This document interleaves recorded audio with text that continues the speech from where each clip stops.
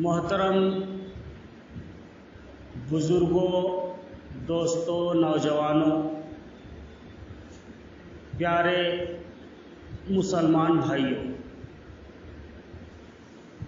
اللہ رب العزت کا بہت بڑا فضل، کرم، احسان ہوا کہ اس نے ہمیں اور آپ کو عشاء کی نماز با جماعت ادا کرنے کی توفیق نصیب فرمائی،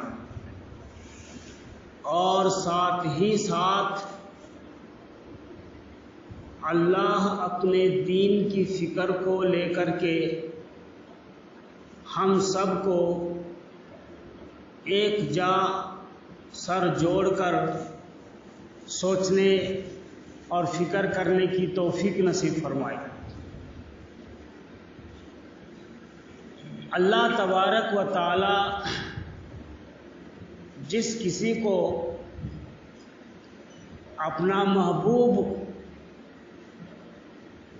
بندہ بنانا چاہتے ہیں، اللہ تعالیٰ اس کو پسند کرتے ہیں، اللہ تعالیٰ اس سے پیار کرتے ہیں، تو اللہ تبارک و تعالیٰ اسے دین کی فکر، تفقہ فی الدین عطا فرماتے ہیں، اور یہ ہمارے اور آپ کے بس کی بات نہیں ہے، بلکہ ہمارے پیدا ہونے سے پہلے اللہ تبارک و تعالیٰ نے 50,000 سال پہلے اچھے اور برے تقدیر کو لکھ دیا، اچھے راستہ اور برے راستہ کا بھی لکھ دیا، اس کے لیے ذرائع بنا دیا، اسباب بنا دیا۔ تو جو لوگ اچھائی کے راستے پر چلنا چاہتے ہیں تو اللہ تعالیٰ اس کے لیے بھی اسباب جمع کر دیتے ہیں، اور پھر اچھائی کے راستے پر چلنا شروع کر دیتا ہے۔ تو اللہ تبارک و تعالیٰ نے ہم لوگوں کو جو مسجد میں جمع ہو کر کے دین کا فکر لینا سکھایا، دین کا فکر کرنا سکھایا، یہ اللہ کی طرف سے ہے۔ یہ کس کی طرف سے ہے؟ اللہ کی طرف سے ہے۔ اب اس دین کو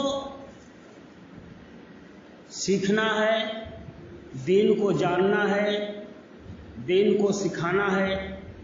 اس کے لیے سب سے پہلی بنیادی بات کیا ہے بھائی؟ تو ہم اور آپ جو سنتے آئے ہیں کہ پہلے ایمان سیکھنا، اس کے بعد بولو بھائی، اس کے بعد قرآن سیکھنا۔ پہلے ایمان کو صحابہ کرام نے کیا سیکھا؟ پہلے ایمان سیکھا۔ کیا سیکھا؟ اس کے بعد قرآن۔ یہ کون سیکھے بھائی؟ صحابہ کرام نے پہلے ایمان سیکھا۔ اس لیے پہلے ایمان سیکھا کہ وہ لوگ ایمان پر نہیں تھے، وہ لوگ ایمان پر نہیں تھے، اس لیے پہلے ان کو ایمان سکھایا گیا۔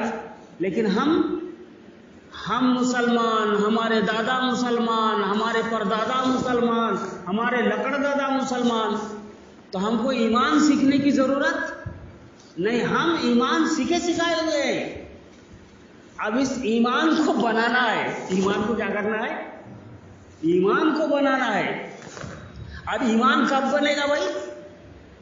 ایمان جب بنے گا جب ہم قرآن کو پڑھیں گے۔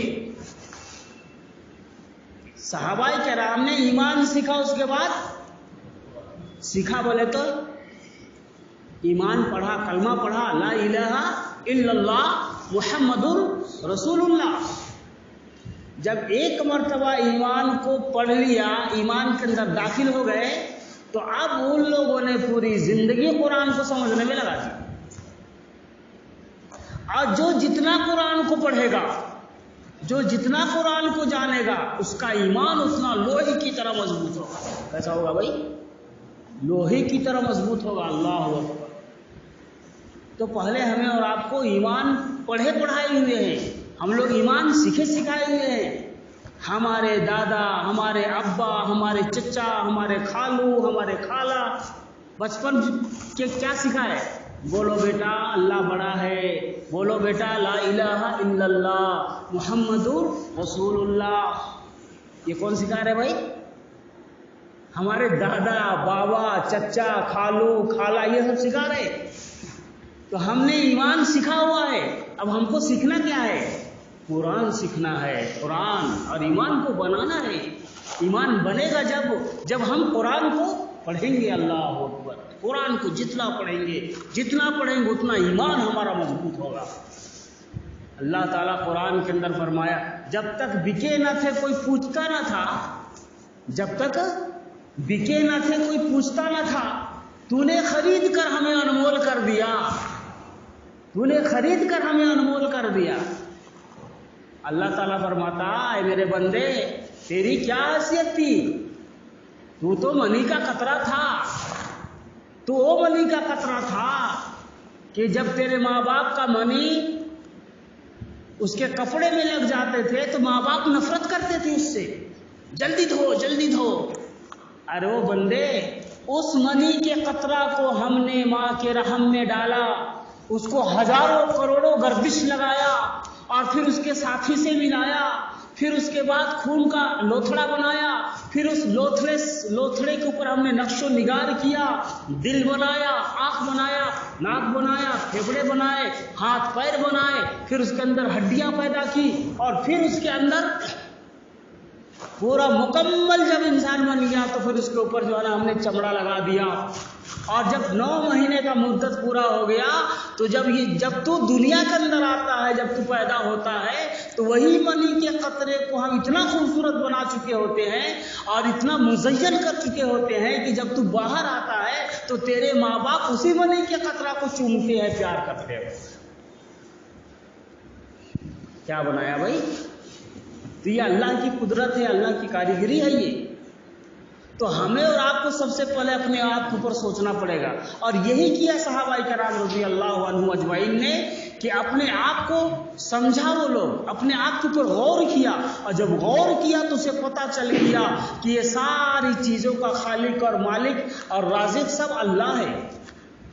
اور اللہ تعالیٰ کے قرآن کو جب پڑھا کہ ان اللہ اشتری من المؤمنین انفسهم واموالهم، کہ مومنو ہم نے تیرے جان کو، تیرے مال کو، تیرے وقت کو، تیرے ہر چیز کو ہم نے خرید لیا ہے۔ تم بک چکے ہو، تم بک چکے ہو۔ کس کے بدلے بھائی؟ جنت کے بدلے۔ ہمارا ہر چیز بکا ہوا ہے، ہر چیز۔ یہ آنکھ بکری ہو چکا ہے، یہ کان بکری ہو چکا ہے، یہ زبان بکری ہو چکی ہے، یہ ہاتھ پیر سب بکری ہو چکے ہیں، ہمارا دل بکری ہو چکا ہے، ہمارا پیٹ کا ایک ایک انگ بکری ہو چکا ہے، ہر چیز بکری ہو چکا ہے۔ کس کے بدلے بھائی؟ جنت کے بدلے۔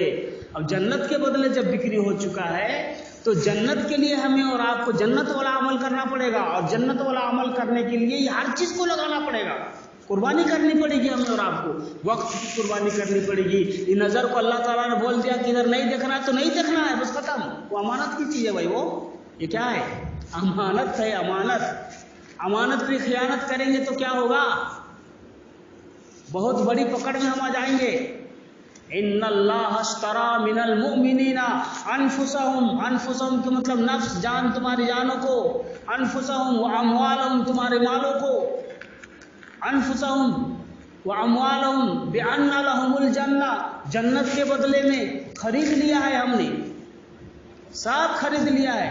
جب تم بکری ہو چکے ہو، قرآن کہتا ہے تم بکری ہو چکے ہو، تو اب تم کو کوئی بھی چیز اپنی مرضی سے کرنا ہی نہیں ہے، تم کو کوئی بھی چیز تم کو اپنی مرضی سے نہیں کرنا ہے۔ جو کچھ بھی کرنا ہے اللہ اور اس کے رسول کے بتائے ہوئی مرضی پر کرنا ہے، اس کے بتائے ہوئے اصول پر کرنا ہے۔ اور جب اس کے بتائے ہوئے اصولوں پر کریں گے یقیناً محترم دوستو ہمارا جنت استقبال کرے گا۔ کیا کرے گا؟ جنت استقبال کرے گا۔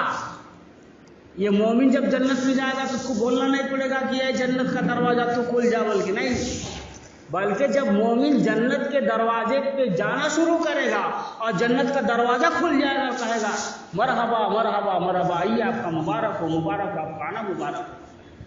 یہ ہے مومن کی شان۔ تو مومن بنو، کیا بنو؟ مومن بنو، ایمان والا بنو۔ اور یہ ایمان اسی وقت بنے گا بھائی جب ہم اس کے لیے قربانی کریں گے۔ حضرت عمر ابن جموع رضی اللہ تعالیٰ عنہ، ان کو جنت کا مزہ آ گیا تھا، ان کو جنت کیا چیز ہے اس کو پتہ چل چکا تھا۔ اللہ کے رسول صلی اللہ علیہ وسلم نے جب جہاد کا اعلان کیا کہ جہاد کے لیے چلنا ہے، دین کو بچانے کے لیے چلنا ہے، قرآن کے فروغ کے لیے چلنا ہے، اعلاء کلمت اللہ کے لیے چلنا ہے میدان کے اندر، تو عمر ابن جموح دونوں پاؤں کے لنگڑے، کیا ہے؟ دونوں پاؤں کے لنگڑے ہیں۔ اللہ کے رسول صلی اللہ علیہ وسلم نے فرمایا، اے عمر ابن جموح، تمہیں جنگ میں جانے کی ضرورت نہیں ہے، تم اپنے بیٹوں کو بھیجا دو۔ بیٹے تو جنگ میں چلے جا رہے ہیں، سب جانے کی تیاری ہو رہی ہے، لیکن ان کی اہلیہ اللہ والی تھی، عاشق رسول تھی، دین کو جاننے والی تھی، جنت کی قدر ان کی نگاہوں میں تھی۔ گھر آئے تو دیکھا کہ شوہر بیٹھے ہوئے ہیں، کہا کہ میاں تم جنگ میں نہیں جاؤ گے؟ فرمایا اللہ کے رسول صلی اللہ علیہ وسلم نے کہا کہ آپ کو جانے کی ضرورت نہیں ہے۔ تو اللہ کے رسول صلی اللہ علیہ وسلم بول دیا اور تم چپ چاپ بیٹھ گئے؟ ارے تمہارے بچے جنت میں جائیں گے، تمہارے پڑوسی جنت میں جائیں گے، میں جنت میں جاؤں گی، اور تم گھر بیٹھے رہو گے، جنت میں جانے کا شوق نہیں تجھے؟ کیسے مرد ہو تم بھائی؟ ارے دو پیر نہیں تو کیا ہے، کم سے کم کسی جگہ بیٹھ کر کے جنگجوؤں کو پانی تو پلا سکو گے، کچھ سامان تو دے سکو گے، کچھ مدد تو کر سکو گے، کیسے مرد ہو بھائی تم؟ اس کے دل کے اندر بھی ایمان جاگ اٹھا، ایمان کی چنگاری تھی، سلگ اٹھی، فوراً تیار ہوئے اور جاتے جاتے یہ دعا کر کے گئے، نہ اللہ کے رسول کو بتایا اور نہ اپنے گھر والوں کو بتایا، نہ دوست و احباب کو بتایا، بلکہ گھر کے دروازے سے باہر نکلے اور اللہ کی طرف، آسمان کی طرف جو ہے سو نگاہ اٹھا کر کے دعا کی، اللہم لا تردنی الی اہلی۔ وہ دل سے دعا نکلی تھی، وہ دل سے دعا کیے تھے کہ پروردگار عالم، میں تو گھر سے جا رہا ہوں، تیرے راہ میں جا رہا ہوں، لیکن میں یہ دعا کر کے جا رہا ہوں کہ اللہ مجھے اپنے گھر تک واپس نہ لوٹانا۔ کیا فرمایا؟ اے اللہ مجھے اپنے گھر تک واپس نہیں لوٹانا۔ محترم دوستو، جنگ میں چلے گئے، جنگ ہو گئی، جب مسلمانوں کی جیت ہو گئی، کچھ مسلمان شہید ہو گئے، تو ان میں سے حضرت عمر ابن جموح کا لاش وہاں پڑا ہوا ہے۔ سارے لوگ اٹھاتے ہیں اور ان کو گھر کی طرف لے جانا چاہتے ہیں تو اونٹ بار بار ادھر رخ کر دیتا ہے، میدان کی طرف آ کر کے میدان میں بیٹھ جاتا ہے، ان کے گھر کی طرف رخ نہیں کرتا۔ یہ قصہ رسول اللہ صلی اللہ علیہ وسلم تک یہ بات پہنچی، رسول اللہ صلی اللہ علیہ وسلم نے جا کر کے دیکھا تو آپ نے بھی جب اونٹ کو ہانکا تو تھوڑا دور اونٹ جانے کے بعد پھر لوٹ کر کے پھر اسی جگہ بیٹھ گیا۔ اتنے میں حضرت جبریل علیہ السلام آئے اور کہا کہ اللہ کے رسول، یہ تیرا عاشق، یہ تیرا صحابہ، یہ تیرا یار گھر سے نکلتے وقت ایک دعا کر کے نکلا تھا اور دعا اللہ کو قبول ہو گیا، اللہ نے منظور کر لیا، اور وہ دعا یہ تھا کہ اللہم لا تردنی الی اہلی، اے اللہ مجھے میرے لاش کو، میرے وجود کو میرے گھر تک نہ پہنچانا، بلکہ میدان میں جہاں میں شہید ہوں وہیں پر مجھے دفن کر دینا۔ تو یہ قربانی دی تھی، پاؤں کے لنگڑے ہیں ماشاء اللہ سے، دونوں پاؤں نہیں ہے، لیکن بیوی کے ابھار پر بیوی نے ایمانی جذبہ ایسا یاد دلایا تو سیدھے جو ہے میدان جنگ میں پہنچ گئے۔ آج اللہ تعالیٰ نے ہمیں کیا چیز سے نہیں نوازا ہے بھائی؟ دونوں آنکھ ہمارے سلامت، دونوں پیر ہمارے سلامت، ہر جسم ہمارا سلامت، اور پھر آج ہم دین سے بہت پیچھے ہٹتے جا رہے ہیں، ہمارے اندر قربانی کرنے کا جذبہ نہیں ہے۔ جب تک دین کے لیے قربانی نہیں کرو گے محترم دوستو، کچھ بھی نہیں ملنے والا ہے، کچھ بھی نہیں ملنے والا۔ جب ہم قربانی کریں گے تو یقیناً محترم دوستو اس کے اندر 100% کامیابی ہوگی۔ اور صحابہ کرام رضی اللہ عنہ اجمعین نے قربانی کی، اور ایسی ویسی قربانی نہیں کی، ایسی قربانی کی رہتی دنیا تک جو ہے اس کا مثال بن گیا لوگوں کے لیے، لوگ اس کا مثال بھی نہیں سوچ بھی نہیں سکتے۔ آج ہم اور آپ اس کا تصور کر کے بھی اگر ہم سوچیں گے ایسا کیسا ہو سکتا، ایسا کیسا ہو سکتا صحابہ کرام، لیکن ایسا کیا وہ لوگ۔ یہ قربانی کب آئے گا؟ جب محترم دوستو ہم علماء کی صحبت میں بیٹھیں گے، دین کے متلاشی بنیں گے، اور دین کو حاصل کرنے کا شوق اور ذوق اور جذبہ ہمارے اندر پیدا ہوگا، اور یہ صرف اور صرف اللہ کی رضا کے لیے ہونا چاہیے، رسول کی خوشنودی کے لیے ہونا چاہیے، جبھی جو ہے سو ہم اور آپ کامیاب ہوں گے۔ اگر ہمارے دلوں کے اندر ایک شہرت کا، ایک جو ہے سو شہرت کا دل کے اندر خیال آ گیا کہ مجھے لوگ اچھا کہیں گے، مجھے لوگ جو ہے سو دائی کہیں گے، لوگ مجھے عالم دین کہیں گے، بڑا خطیب کہیں گے، بڑا مقرر کہیں گے، یہ سب بیکار ہو جائے گا، سب بیکار۔ چلو آپ بازو جاؤ، آپ بازو جاؤ۔ اس لیے کہا کہ سارے لوگ خطرے میں ہیں، سارے لوگ خطرے میں ہیں، لیکن علم والے بچ جائیں گے، علم والے بچ جائیں گے۔ اور علم والے بھی خطرے میں ہیں، عمل کرنے والے بچ جائیں گے، پھر عمل کرنے والے بھی خطرے میں ہیں، اس میں اخلاص والے بچ جائیں گے، اور اخلاص والے بھی بڑے خطرے میں ہیں۔ کیوں؟ اس لیے کہ اس کے اندر پیدا ہو جائے گا میں متقی ہوں، میں مخلص ہوں، میں جنتی ہوں، اور باقی سارے بیکار۔ تو فرمایا اسی جگہ پر سب سے بڑا خطرہ میں کون ہے؟ والمخلصون علی خطر عظیم، جو اخلاص والے ہیں وہ بڑے خطرے میں ہیں وہ لوگ۔ اس لیے ہمیں پھوک پھوک کے قدم رکھنا پڑے گا۔ اے اللہ ہمیں بچا لے، اے اللہ ہمارے اخلاص کو قبول فرما۔ یہ سارے چیزوں کی قربانی دینا پڑے گا میرا بھائی، جب جا کر کے یہ دین ہمارے سینے کے اندر آئے گا، ہمارے معاشرے کے اندر آئے گا، ہماری نسلوں کے اندر آئے گی، ورنہ پھر دین یہیں تک محدود ہو جائے گا۔ اگر صحابہ کرام رضوان اللہ عنہم اجمعین جان کی قربانی نہ دیے ہوتے، مال کی قربانی نہ دیے ہوتے، تو محترم دوستو آج یہ دین ہمارے تک پہنچنے کا سوال ہی نہیں ہے۔ محمد بن قاسم جب اس دنیا کے اندر آئے، یہ ہندوستان کے اندر 16 سال کے نوجوان، کتنے بھائی؟ 16 سال کا نوجوان، اور ان کے وجود کے اندر، ان کے جسم کے اندر پیارے نبی صلی اللہ علیہ وسلم کا طریقہ اور سنت کوٹ کوٹ کے بھرا ہوا تھا، اتنا کوٹ کوٹ کے بھرا ہوا تھا کہ 16 سال کا نوجوان بچہ جب ہندوستان کے اندر آیا تو پورے ہندوستان کو قبضہ کر لیا، خالی اپنی پیار محبت سے، اخلاق سے، کھانا کھلانے سے۔ اور جب اس ہندوستان سے جب جانے لگا تو ہندوستان کے لوگ دھاڑے مار مار کر کے رو رہے تھے کہ ایسا شخص اب کہاں ملے گا۔ تو محترم دوستو یہ ساری چیزیں جب ہوگا جب ہمارے اندر اخلاق آئے گا، ہمارے اندر رحم آئے گا، ہمارے اندر کرم آئے گا، ہمارے اندر جو ہے سو زبان کے اندر جو ہے سو نرمی آئے گی، تب جو ہے سو لوگ ہمارے گرویدہ ہوں گے، ورنہ پھر کڑوی زبان سے کوئی کام بننے والا نہیں، ترش روئی سے کام بننے والا نہیں ہے۔ اخلاق ہمارا گرا ہوا ہے تو کوئی قریب بھی نہیں بیٹھے گا، ارے کیا جا رہے بھائی اس کے پاس، ہٹو، کب اس